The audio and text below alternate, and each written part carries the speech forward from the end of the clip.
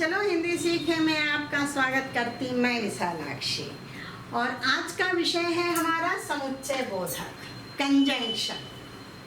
समुच्चय बोधक कंटे రెండు వర్డ్స్ ని గాని రెండు సెంటెన్సెస్ ని గాని రెండు ఫ్రేజెస్ ని గాని కలిపే వర్డ్ ని మనం समुच्चय बोधक कह अने अंटाम अన్నమాట। अब यहाँ पे देखिए जो अविकारी शब्द, ये भी अविकारी शब्द ही है, ये भी अव्ययी है, इसमें भी कोई चेंजेस नहीं होता है। लिंग और वचन और कारक के कारण कोई भी चेंज नहीं होता है।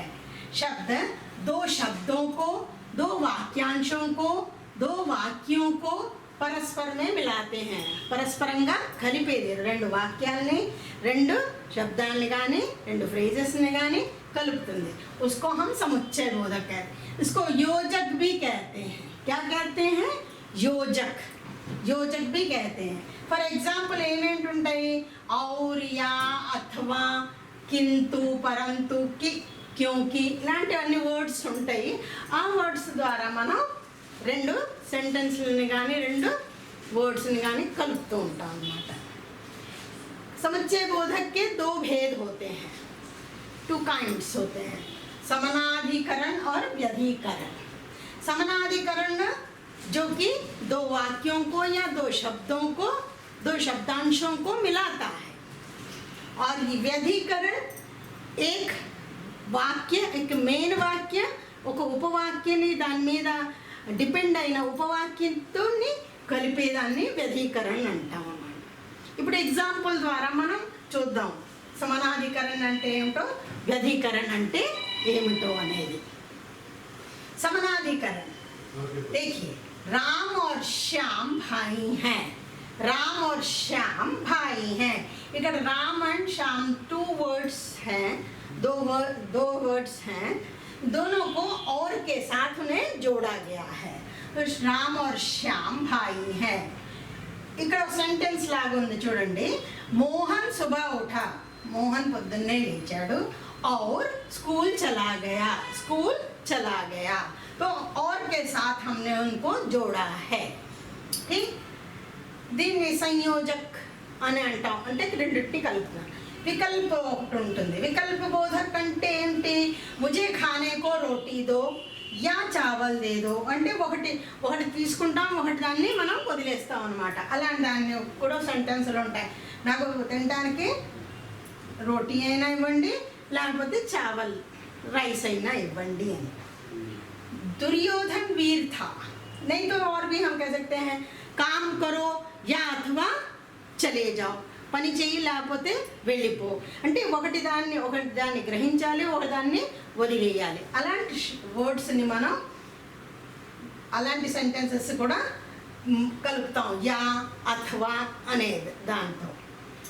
दुर्योधन वीर था परंतु अहंकारी था, और विरोधाभास अన్నమాట। ఇవి विरोध बोधक समुच्चय बोधक कहते हैं इसको।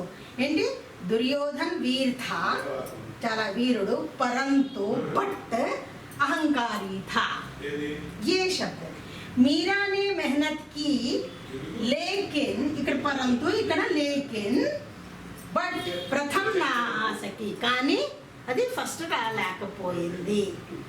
కష్టపడింది, కష్టపడి చదివింది కానీ రాలేకపోయింది। नहीं तो परिणाम अच्छी वर्षा होगी तो फसल अच्छी होगी, బాగా వర్షాలు కురిస్తే పంటలు బాగా పండుతాయి, అది పరిణాम అన్నమాట। तो हमने उसको तो के साथ जोड़ा है। तो అనే వర్డ్ తో దాన్ని మనం కలిపాం। सड़क पर केले का छिलका था, रोड మీద అరటిపండు తొక్కుంది, इसलिए मैं फिसल गया, इसलिए so that, so वहाँ पर मैं నేను జారి పడిపోయాను।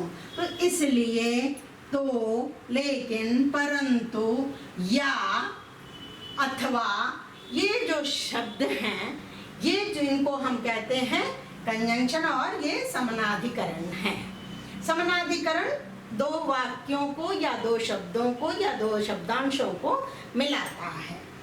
व्यधिकरण मैंने बताया एक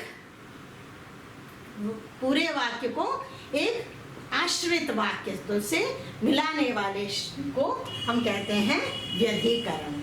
वो कैसे है उसके उदाहरण कुछ हम देखते हैं। व्यधिकरण इसके ये हैं कि, क्योंकि, ताकि, यदि, तथापि, मानो, इसके उदाहरण हैं। और देखते हैं वाक्यों में कैसे है। मैंने कहा कि तुम अपने घर जाओ। यहाँ पर कि, यहाँ पे मैंने कहा एक फ्रेज है, एक उपवाक्य है, तुम अपने घर जाओ पूरा वाक्य है। रमेश स्कूल नहीं आया, रमेश स्कूल गिरा ले दो, क्योंकि उसे बुखार था। ठीक, रवि यहाँ आ रहा है ताकि वह अपने मित्रों से मिल सके। यद्यपि उसने बहुत मेहनत की, तथापि, यहाँ पर दो सेंटेंस यद्यपि से स्टार्ट होगा, तथापि से उसका जो है एंड होगा। यद्यपि चाला पापों चाला कष्टपड़ खानी उसे सफलता नहीं मिली, सक्सेस नहीं हुआ।